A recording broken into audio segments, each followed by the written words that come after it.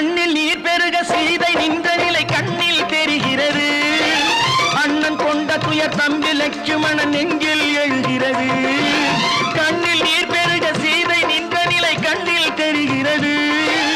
அண்ணன் கொண்ட துயர் தம்பி லட்சுமணன் நெஞ்சில் எழுகிறது.